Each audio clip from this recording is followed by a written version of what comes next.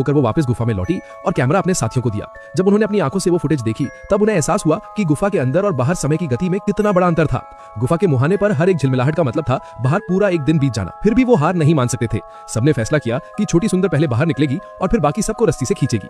लेकिन तभी एक धातु की लंबी छड़ी अचानक ऊपर के छेद से नीचे आई और वो छड़ी फैलकर सीढ़ी बन गई। छोटी सुंदर जैसे ही ऊपर चढ़ने वाली थी, एक विशालकाय आकृति सीढ़ी से नीचे उतरी। उसने हाईटेक सुरक्षा सूट पहना हुआ था और साफ दिख रहा था कि वो पृथ्वी का प्राणी नहीं था।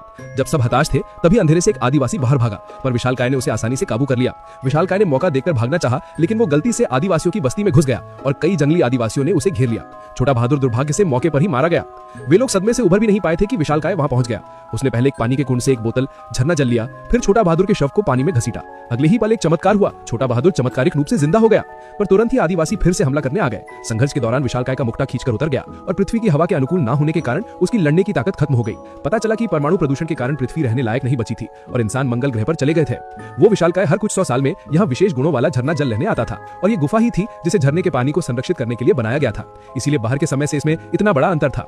जैसे ही विशालकाय ने सांस लेना बंद किया, सब तुरंत उसकी सीढ़ी से ऊपर चढ़ने लगे। लेकिन तभी उनके रास्ते में एक पानी की दीवार आ गई। छोटी सुंदर ने डरते डरते हाथ बढ़ाया और अचानक एक बड़े हाथ ने उसे पानी में खींच लिया। संघर्ष के बीच उस हाथ वाले ने उसे ऑक्सीजन मास्क पहना दिया। फिर पानी से जड़ों वाली कई रस्सियां निकली और बाकी सबको भी लपेट लिया। जब वे हवा में संघर्ष कर रहे थे तो छोटी सुंदर हाईटेक सूट पहनकर वापस लौटी। जैसे ही रस्सियां कसी, वे सब उस पानी के घेरे में खींच लिए गए।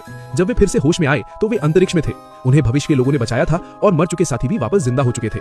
वे एक अंतरिक्ष यान में सवार होकर मंगल ग्रह की ओर जा रहे थे, जहां वे एक नए जीवन की शुरुआत करने वाले थे।